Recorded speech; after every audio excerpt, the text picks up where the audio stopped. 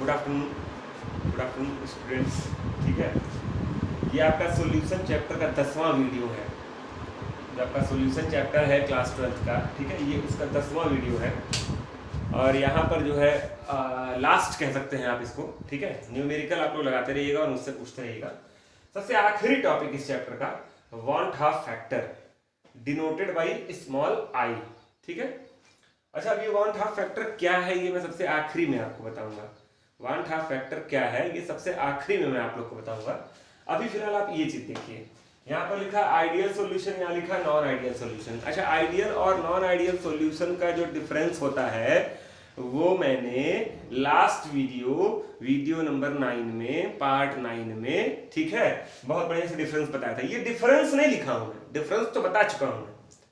ठीक है, अच्छा, आइडियल सॉल्यूशन मैंने आप लोगों को बताया था, ये डिफरेंस नहीं। मान लीजिए एग्जाम में आ गया right differences between ideal and non ideal solution, तो ये मत लिख के चले आना। डिफरेंस वो है जो पार्ट 9 में मैंने बताया था। ठीक है, बकायदा।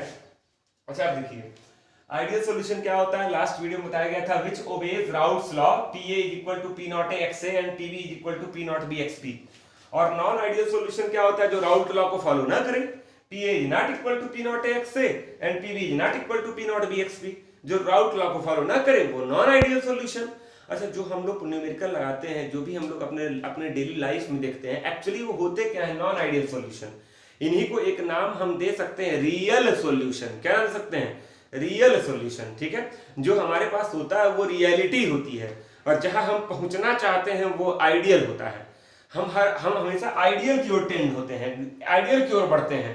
लेकिन जो होता है हमारे पास एक्चुअली वो क्या होता है, रियल।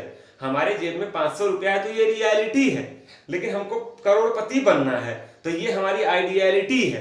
हम उसको आदर्श अपना मान के चल रहे हैं कि हमको 1 करोड़ बनना, लेकिन वो हमारे पास अभी है नहीं।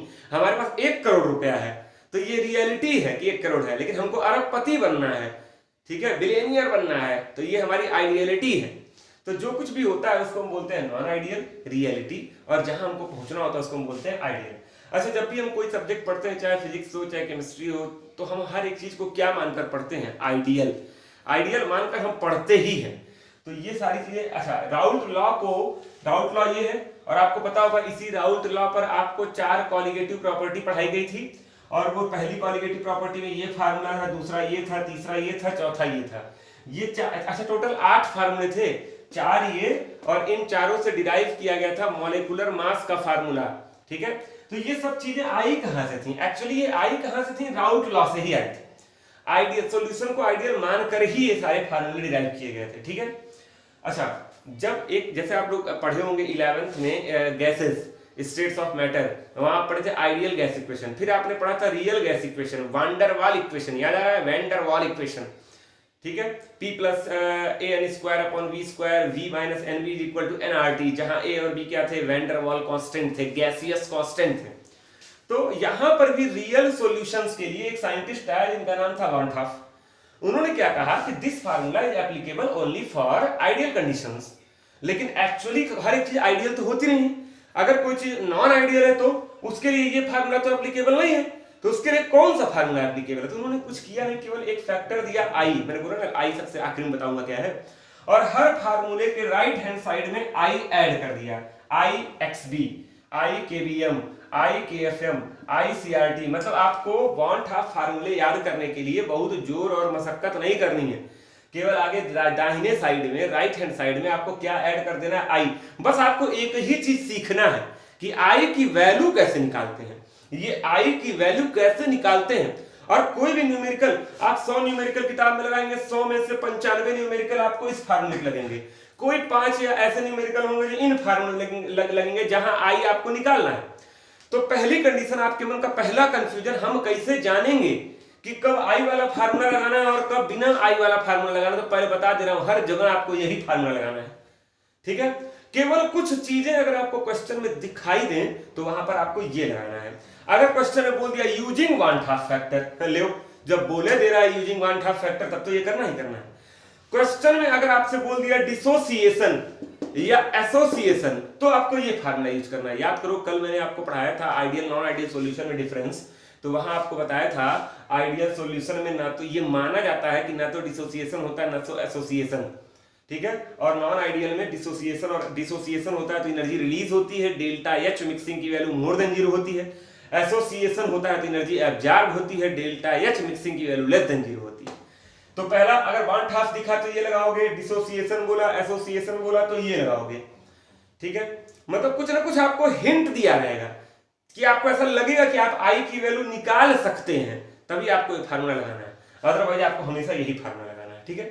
बहुत से बच्चे तमाम एग्जाम्पल किताबों में लगाएंगे, एनसीईआरटी में, साइड बुक में, हो सकता है इसका कोई एग्जाम्पल उनको उनके आंख के सामने पड़े ही नहीं। बहुत रेयरली इस पे बोर्ड पे क्वेश्चन आते हैं, रेयरली, लेकिन आते हैं। मैं ये नहीं कह रहा हूं कि आते ही नहीं है, ये भी that is also the part of syllabus, ठीक है, आते हैं लेकिन रेयरली आते हैं। तो अब यही आई कैसे निकालते हैं, मुझे आपको बस यही सिखाना है। मैंने आपको सिखा दिया आई कैसे निकालते हैं। अब क्वेश्चन चाहे इस पर आए, अच्छा कई लोग कहते हैं सर मान लीजिए इससे भी सॉल्व हो जाए और इससे भी सॉल्व हो जाए कोई न्यूमेरिकल, तो आप ये भी लगा सकते हो और ये भी लगा सकते हैं, ठीक है।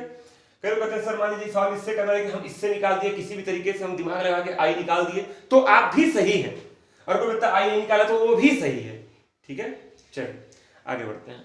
अब देखिए इस फार्मूले को नोट कर लीजिए, स्क्रीनशॉट ले लीजिए, ठीक है, क्योंकि अब मैं आपको आई कैसे निकालते हैं ये सिखाने जा रहा हूं, और ये सिखाते ही आपका ये चैप्टर नंबर सॉल्यूशन क्या हो गया, खत्म हो गया, ठीक।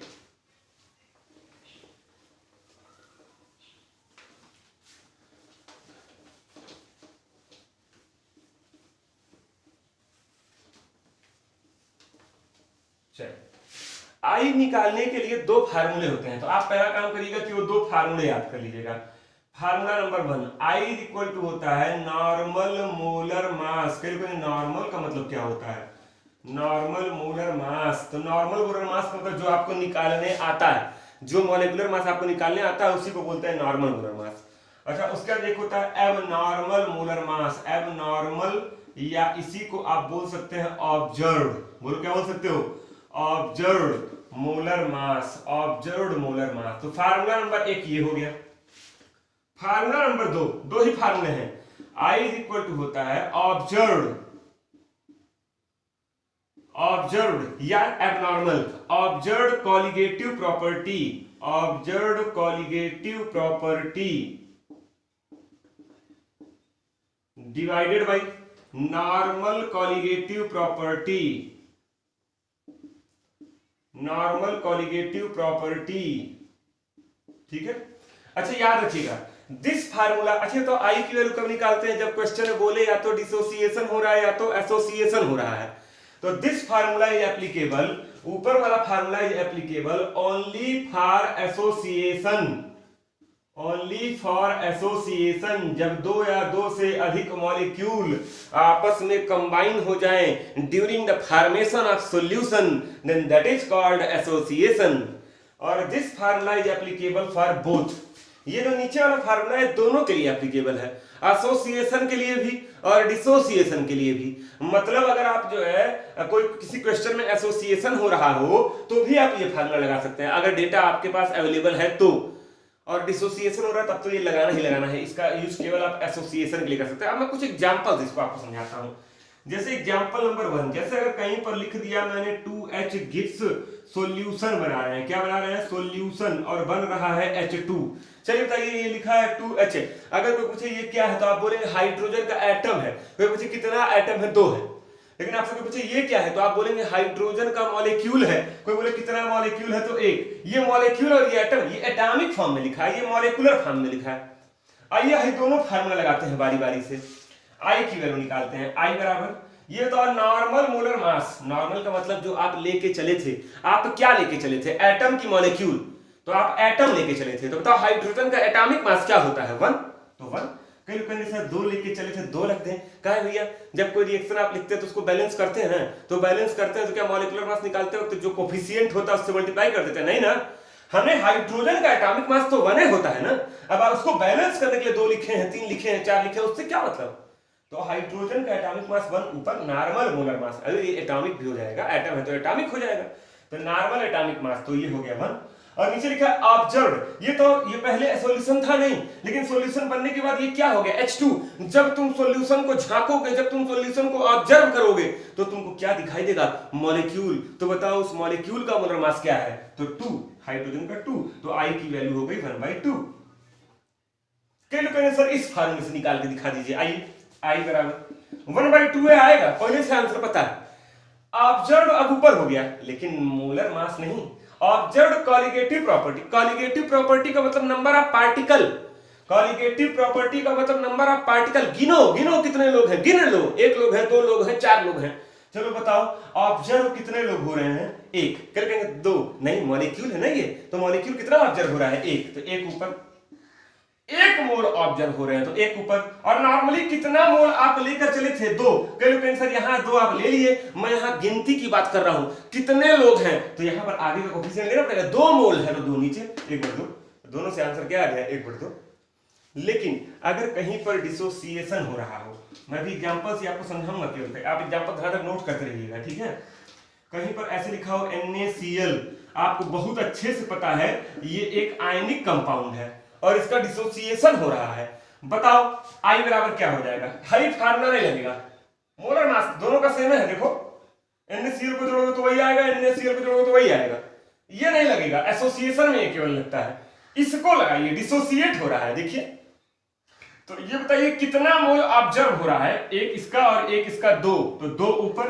अब कितना मोल लेके चले थे, 1 1 1 2 लेके चले थे भैया, NaCl एक मॉलिक्यूल, तो मॉलिक्यूल तो 1 के लेके चले थे ना, यहाँ दोनों अलग अलग हो गए, आयन है, 1 मोल इसका 1 मोल इसका, तो 2 ऊपर और ले चले थे 1, 2/1, I की वैल्यू 2।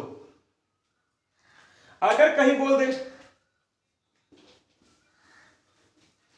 बोल दे कि I ऐसे AlCl3, ये आयनाइज हो रहा है, दे रहा है Al पे +3 और +3Cl-। आप लोग 11th में एक चैप्टर पढ़े थे इक्विलिब्रियम, इक्विलिब्रियम में आप पढ़े थे स्ट्रॉन्ग और वीक इलेक्ट्रोलाइट। स्ट्रॉन्ग इलेक्ट्रोलाइट का मतलब जिसका 100% आयनाइजेशन हो जाए, डिसोसिएशन हो जाए, और वीक का मतलब इसका 100% डिसोसिएशन ना हो। तो NaCl क्या था, स्ट्रॉन्ग था, AlCl3 क्या है, स्ट्रॉन्ग है, ये पूरा का पूरा आयनाइज हो गया इसमें और इसमें। तो I बराबर बताइए कितना मोल तुमको दिख रहा है, 3 ठो इसका 1 ठो इसका, 4 मोल। अब कितना लेके चले थे, 1, 4/1, I की वैल्यू क्या हो गई 4। मतलब देख रहे हैं कितना आसान है। अच्छा एक मैं एसोसिएशन का एग्जांपल और ले लेता हूं, जैसे मान लीजिए कहीं लिखा हुआ 2 molecule of CH2 double bond CH2, और ये जब एसोसिएट होगा तो बनाएगा बॉन्ड CH2 बॉन्ड का होल ट्वाइस।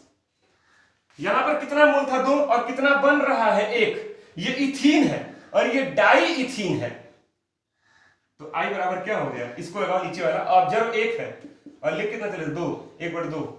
अच्छा अगर ये लगाओगे तो I बराबर, ये बताओ नॉर्मल मोलर मास इसका इथीन का कितना होता है, 12 2 14 और 14 2 28, और इसका कितना होगा 28 56, कट के क्या आएगा 1/2, ठीक है।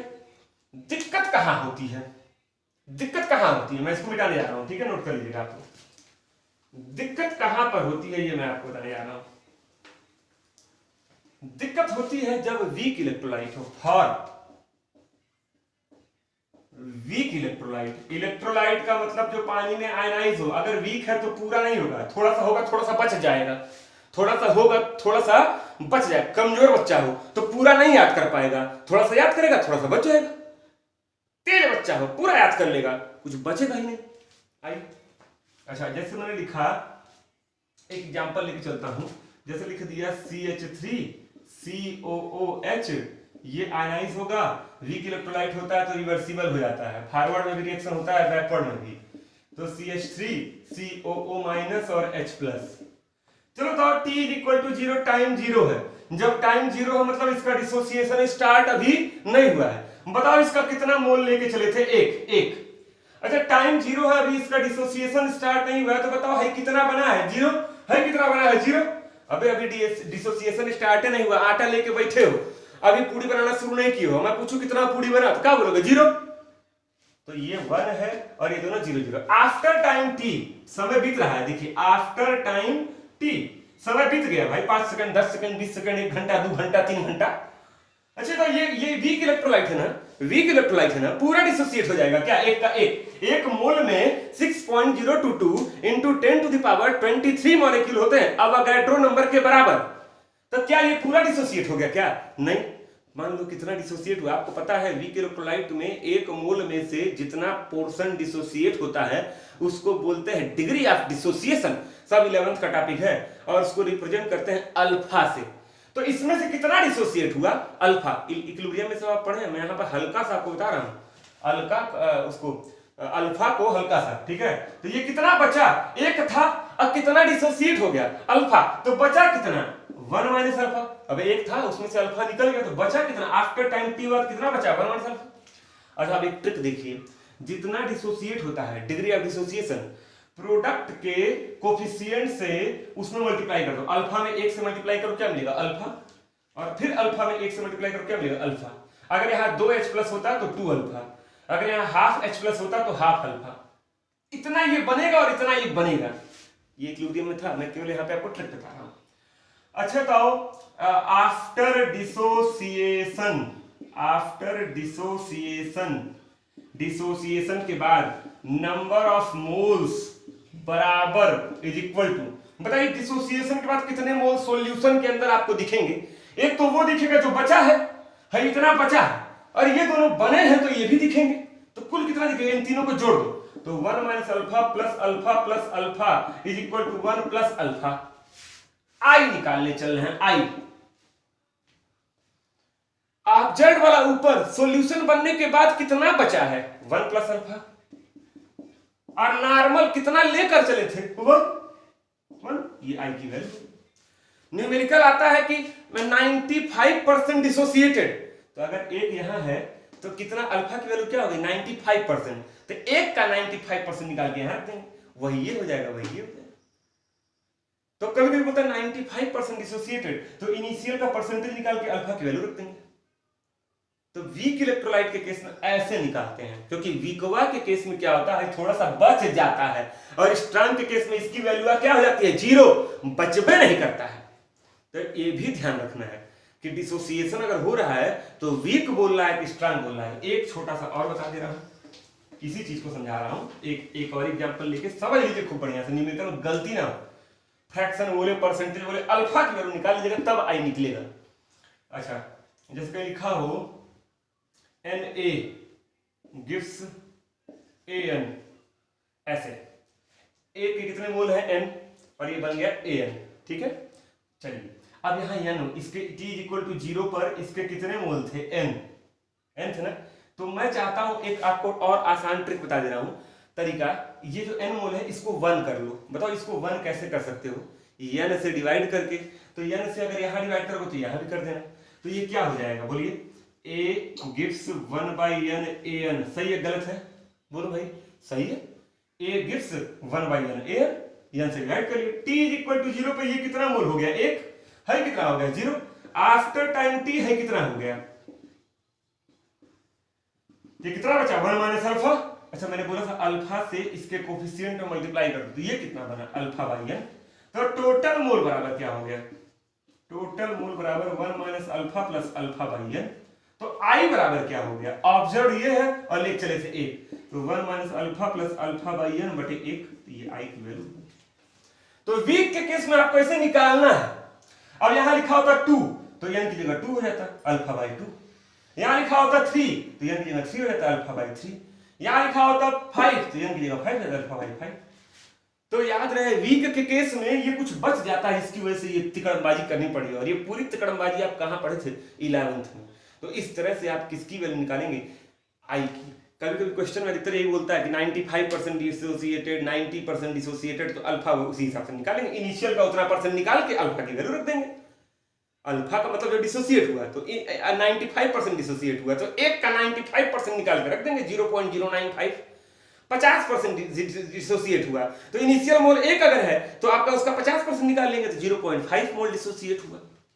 ठीक है, तो इस तरह से। और कब निकालोगे अल्फा की वैल्यू, आई की वैल्यू? जब बोलेगा डिसोसिएशन या एसोसिएशन, कुछ ना कुछ हिंट दिया रहेगा और निकाल के आप इसको सॉल्व करेंगे। तो इसी के साथ आपका 1/2 फैक्टर मैंने सारे केसेस और सारे ट्रिक्स आपको बता दिए। ठीक है, तो इसको आप खूब बढ़िया से तैयार करेंगे। आपका चैप्टर नंबर सॉल्यूशन खत्म हो गया। अगर किसी को लगता है किताब पढ़ते वक्त कि कोई टॉपिक बचा है, तो प्लीज़ मुझे रिमाइंड कराइए, मुझे बताइए कि ये टॉपिक बचा है। मैं उसका छोटा वीडियो बना कर डाल दूंगा, और न्यूमेरिकल लगाते रहिए और मुझको भेजते रहिए, ताकि मैं चेक करता हूँ कि आप सही कर रहे हैं या गलत कर रहे हैं। Thank you.